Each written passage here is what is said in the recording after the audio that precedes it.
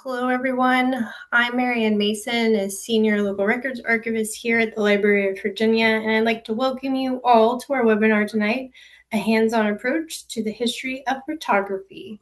This is part of our Archives Month event series, and if you are not aware, October is National Archives Month and serves as a period of education and outreach where archivists across the country highlight the importance of the work we do and the archival material we care for. In Virginia, the Virginia Archives Month Committee makes this month a little bit more unique by choosing a theme to help tie together programming across the state. And our theme for Archives Month 2025 is Oh Snap, Photography and the Archives. Therefore, a majority of our programs and resources this year focus on the history, importance, and care of photographs.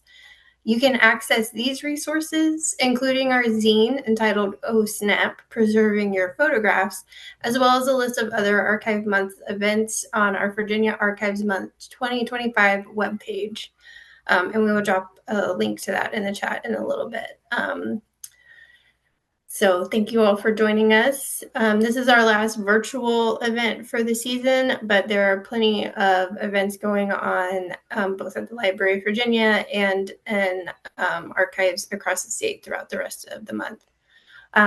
Before I introduce our speaker, on behalf of the Virginia Archives Month Committee, I'd like to thank the Library of Virginia for hosting this webinar and to the Friends of the State Archives for financially supporting this program.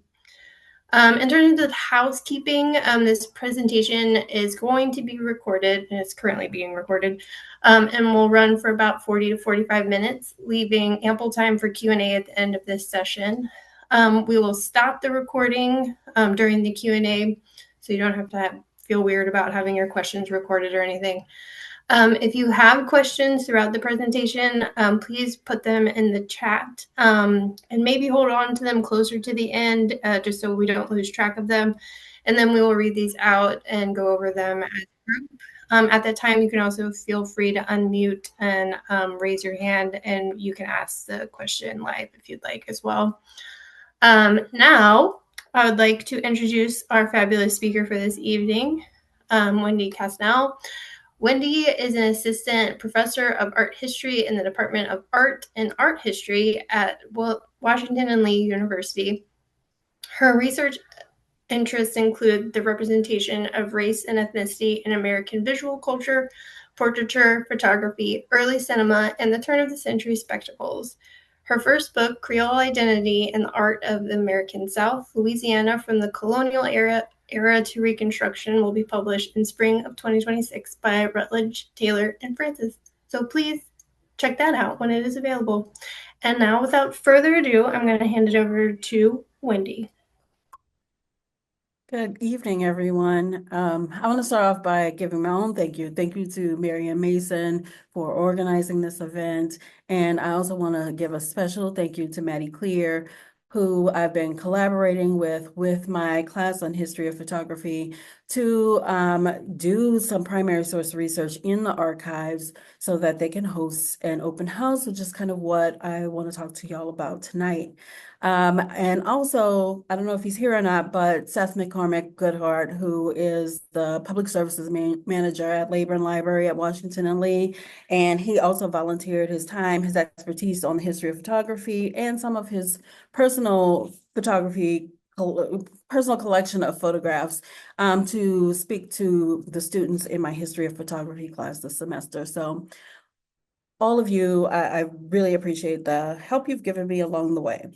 But I want to start off by talking to you about teaching history of photography and why it's so important to do archival research and to look at actual historical photographs when teaching the history of photography, and not just reproductions in the textbook or slides in a PowerPoint. And I think the PowerPoint that I have for you will kind of illustrate some of the problems with just looking at photographs in a PowerPoint. The goals for my class, well, the goals and themes of the class are pretty broad. The class spans the history of photography from pre-photographic methods all the way to contemporary photographs. So I brought in two examples. One is of a camera obscura from the Renaissance period, which you can see on the left. Another is a photograph from 9/11 from 2001, Falling Man. So a very contemporary photograph. And even within that, we cover global photography. Now, my specialty is American art, so I tend to lean more heavily in this class on teaching American and European photography, but I do try to be mindful and inclusive and include examples of the development of photography around the world. It just leans more heavily American than anything else, I'm going to be honest with you, because of my interests. We talk about the development of the technology from the 1830s all the way to the present, once again. And we examine photography as a technological innovation, discussing its original patent in France in 1837. I'm sorry, 1839, all the way, and we studied the different kinds of development, the different kinds of media that developed over time, starting with the daguerreotype. And I just brought in a couple of examples of the different photographic technologies that we study in the class: the daguerreotype, the calotype, the tintype, the carte de visite, the stereograph, Kodak photo snapshots, sorry, the introduction of color photography and early cinema. And that just is to name a few. I've skipped over, I've skipped over a lot in this brief overview. But photography was originally patented in France in 1839 by the impresario and businessman Louis-Jacques de Daguerre. And he was able to sell his patent to the French government, and he made a healthy sum. He gave over all the rights and the instructions on how to create photographs, how to create daguerreotypes, as they were called. And in return, he was given an annual stipend for the rest of his life from the French government. That meant that even though there were other types of photographic processes that were in development at that time, the daguerreotype is what spread internationally because the government had the patent or had the rights to the product, and they gave it out liberally because they understood immediately just how important this invention was. And one of the biggest reasons why people were so interested in the daguerreotype was that they believed that it was an aid to artists and scientists. And I just brought in these two examples. On the left is a work by Daguerre himself, and it's the artist's studio. He created a still life of objects in his own studio, photographed them, and it presumably, you could use this photograph to then work up a painting or, a drawing based on the photograph, a print based on the photograph. So it would be an aid to artists. And likewise, it would be an aid to scientists. No longer would scientists be dependent, for example, on fine detailed drawings of flora and fauna that artists were conducting. Instead, they could use the daguerreotype to fix images of actual plant life, right?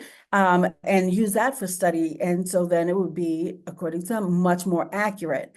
And this is one of my favorite images in the history of photography. It comes pretty early. It's a daguerreotype as well, by John Whipple. It is the moon, where he used a telescope and mirrors to photograph an image of the moon, which is incredible. I tried, after first seeing this, I tried using my iPhone. Now, it's not the latest and greatest iPhone, but it's an iPhone. But I tried to photograph the moon, and it doesn't look as good as Whipple's 1852 daguerreotype of the moon. So it just shows you like the incredible innovation. This was up till then the best, most accurate portrayal of the moon that anyone had ever seen, and it did allow for greater scientific study. But what that leaves out is that the idea that photography could be considered an art. And it took a long time before photography could actually be introduced as an art, before people, critics, photographers themselves started to proclaim themselves as artists and for photography to be considered an art in its own right.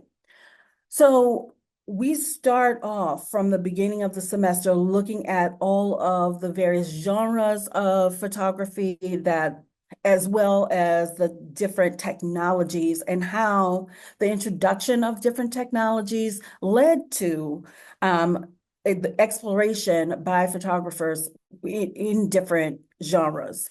The first and most important genre of photography that we study is portraiture. As soon as the French government released that patent to the public, portraiture studios are what sprung up across France and across the globe. Because up until then, the only way that you could get your likeness made was by hiring an artist and sitting for a portrait, whether it was a painting or a miniature, a drawing, or whatever kind of portrait it was, it cost a lot of money and it took a lot of time. And so that was only limited to a small group of people. The photograph, however, democratized portraiture and it made it more affordable and opened the avenues of getting your image made up to a vast number um, of the public, maybe exclusive of the extremely impoverished, but even they would oftentimes scrimp and save so that they could get their photographs made. Now, the difference in quality was, it varied from depending on the how much money you were paying for the portrait. It certainly varied, but portraiture throughout the 19th and into the 20th century was one of the most important uses of photography. I would argue that it still is. How many of us look at our cell phones and take selfies, take pictures of our friends and family, our pets, whatever? Those are portraits. They're just made by individuals instead of, camera operators or photographers. But pretty soon, as technology advanced and as the exposure time required for fixing the image also advanced, as they moved away from the daguerreotype, which required lots of chemicals and treatment of plates and only produced a singular image, into media of photography that were more mobile, where you could buy prefabricated materials like albumin paper, paper with the chemicals that have already been treated by the chemicals, where photographs that required a negative, and so you can make multiple copies, photographs that had a quicker exposure time and could be, using a could be developed using a dark room, that could be even like a mobile like wagon that is just dark on the inside. All of a sudden you have the expansion of the use of photography. And these are some of the genres that we studied in class, and there's overlap. There are also some of the genres that the students will be presenting on in our open house at the end of the semester.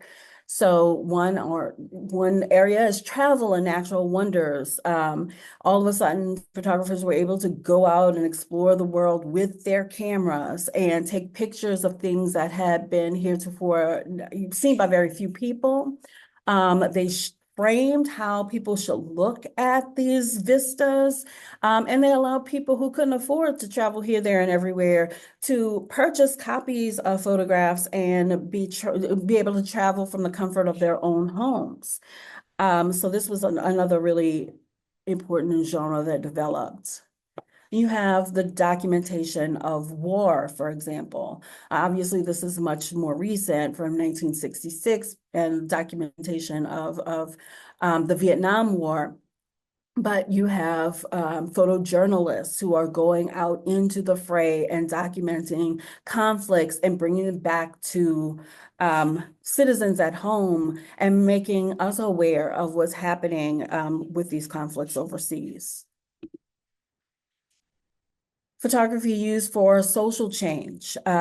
Lewis Hine is always a good example of this. He was a sociologist by trade, and he used photography to actually affect social change, not just to document it, but to change the legislature.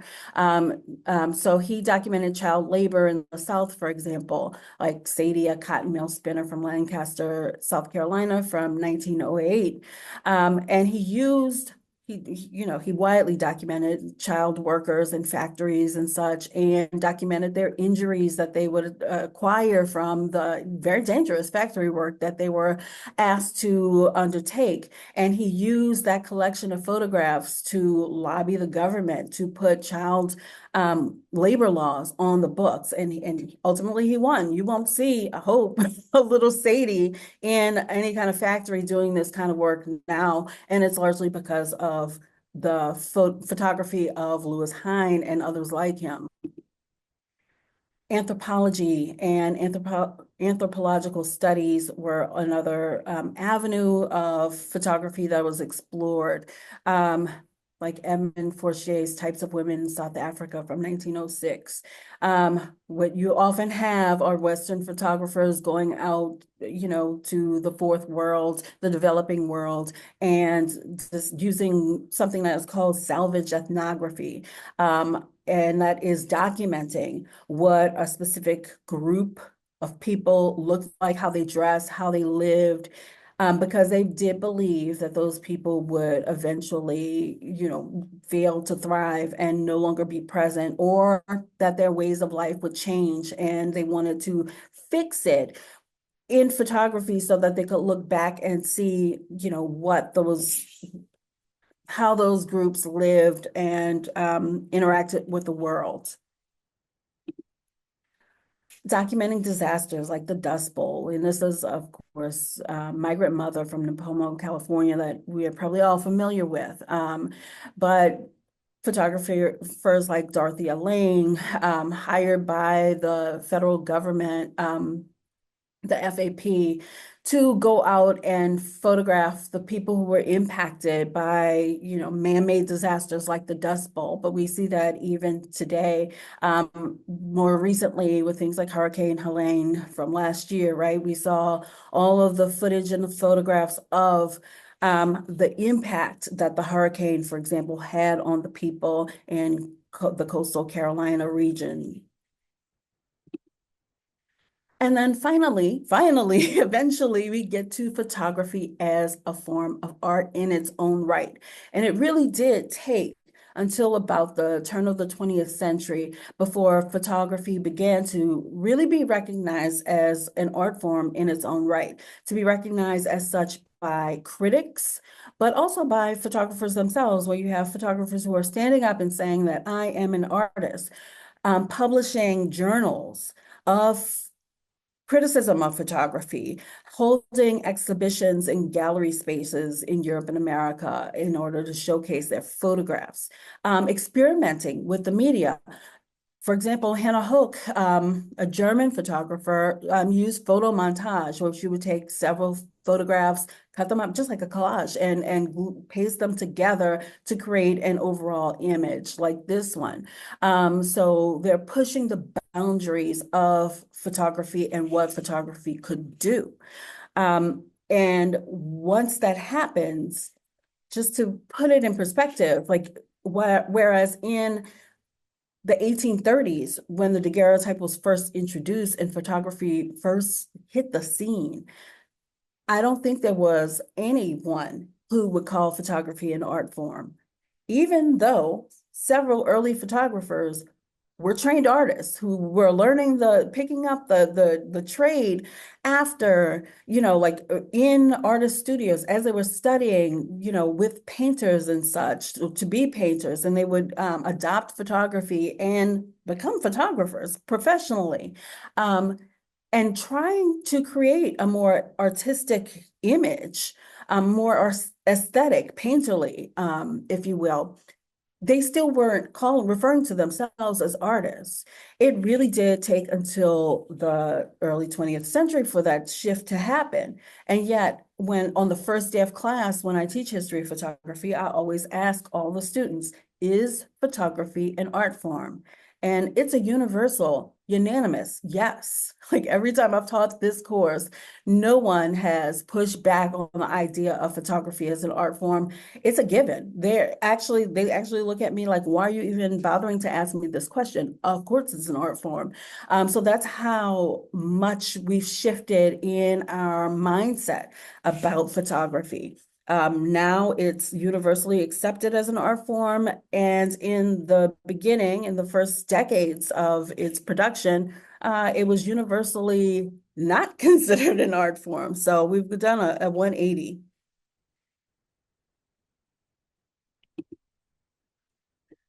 Um, so some of the themes that I'm looking at this semester, this is another example of photography as an art form. Alfred Stieglitz is one of the first photographers to proclaim himself as an artist, to exhibit photography in his own gallery, Gallery 291 in New York.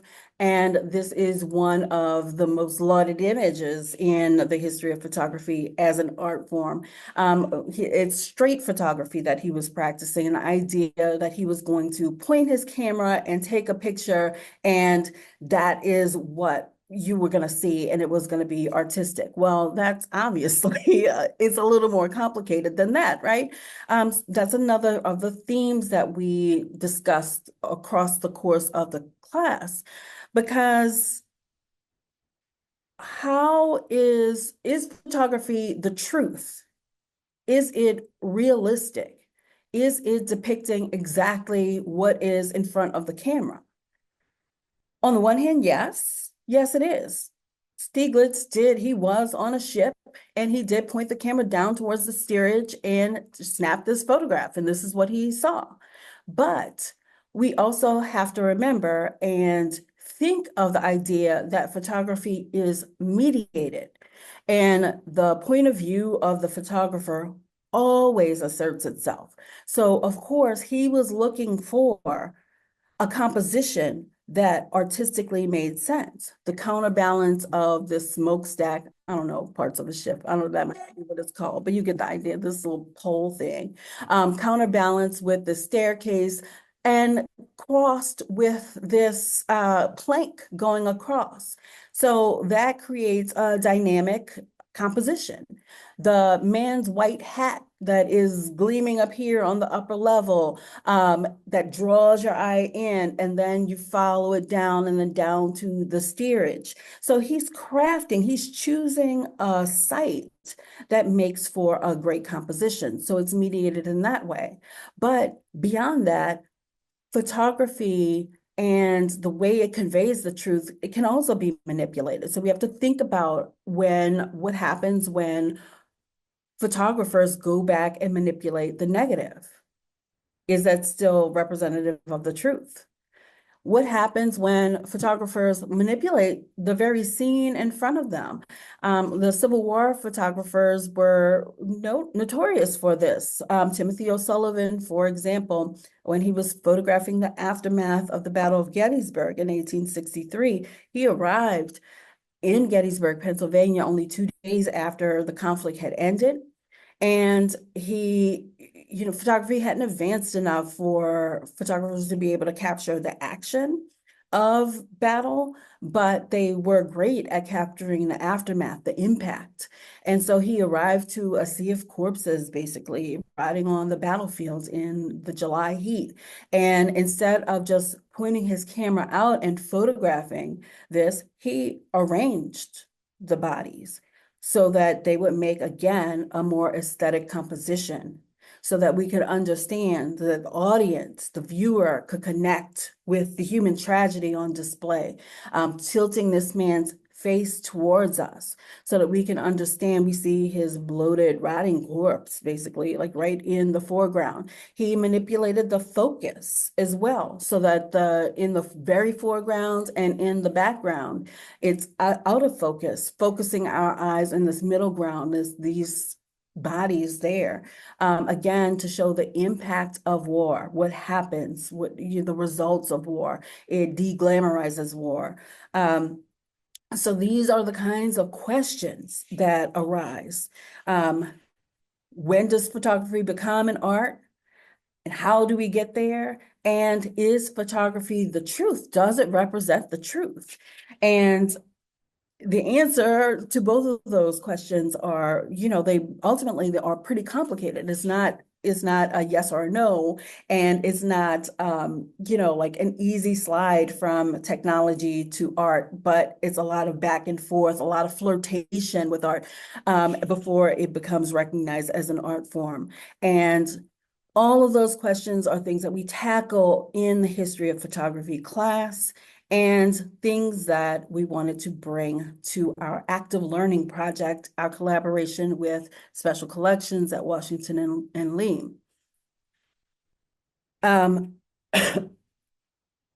So with that in mind, this is the second semester that I've taught the history of photography at Washington and Lee. The first time I taught it was in the fall of 2023. And Maddie Clear, our archivist from Special Collections, Outreach and Instructional Archivist, sorry, she reached out to me, and she, invited our class to go there for a field trip to look at some of the photographs from Special Collections. Immediately jumped on it, set it up. We went over there, and it was a great introduction to students because, again, when you are looking at, I'll just go back to my first image. When you're looking at all these photographs on a PowerPoint or in a textbook, they all seem to be the same size. They have sort of the same finish. If I'm looking at this PowerPoint image of the stereograph of the Eiffel Tower, well, it's not three-dimensional at all. But if you are in Special Collections and you're looking at a stereograph through a viewfinder, all of a sudden you understand exactly what it was supposed to do and how it makes this image pop in 3 dimensions and how incredible it was. If I'm looking at this slide of a daguerreotype, sure, it's an interesting image, but look how dull and flat it is. But when you see a daguerreotype in person, you see the mirror-like surface of it. And that is so central, the fine detail apparent in a daguerreotype, that you can't replicate in a slide. You can't replicate the kind of dirty almost image of a tintype, that is printed on, well, tin. So it has like a dark patina. You can't replicate that. Or the novelty of carte de visite, the size of them, because they're so small.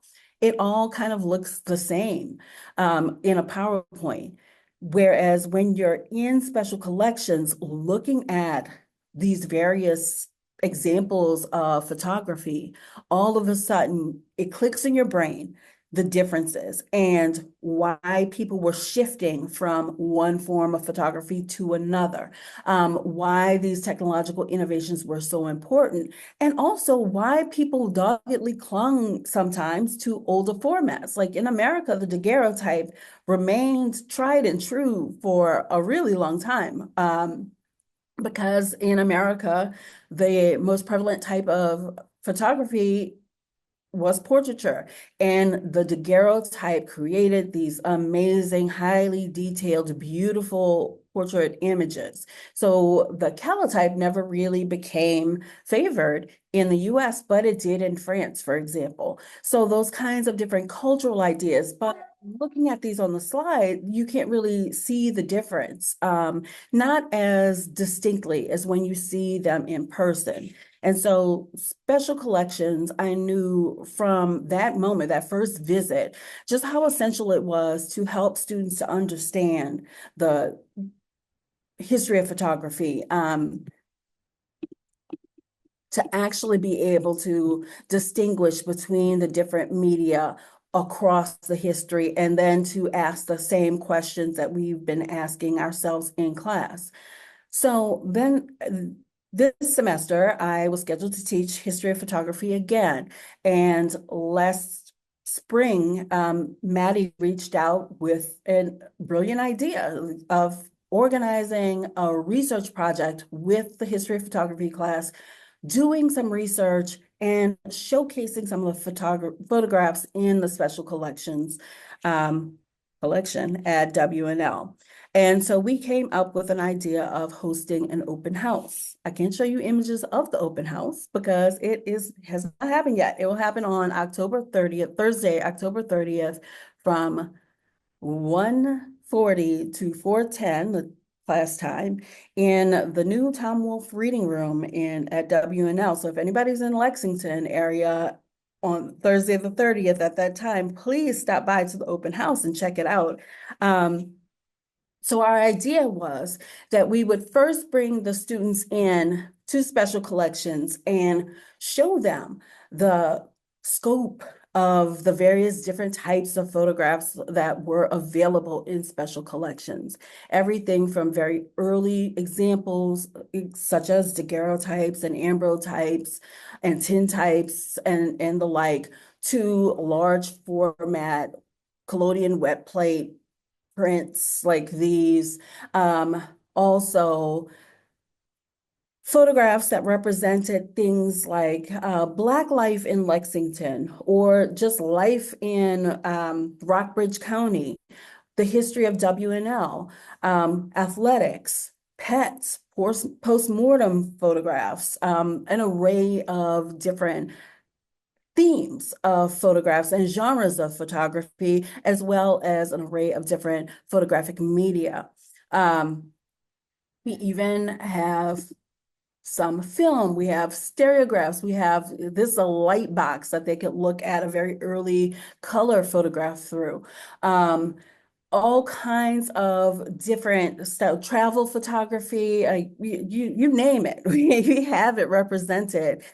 Photographs of children, like this might be a lady, I can't really tell. But there are an array of different types of photographs. So the first field trip that we did in just, I think, the second week of class was to introduce them to the scope of the collection at WNL and to kind of talk about what those different photographs look like. This is a really interesting one because this, I think, is from Seth's personal collection. And so he was able to take it apart. So he was able to show the students exactly how those early photographs fit into the little cases that they came into.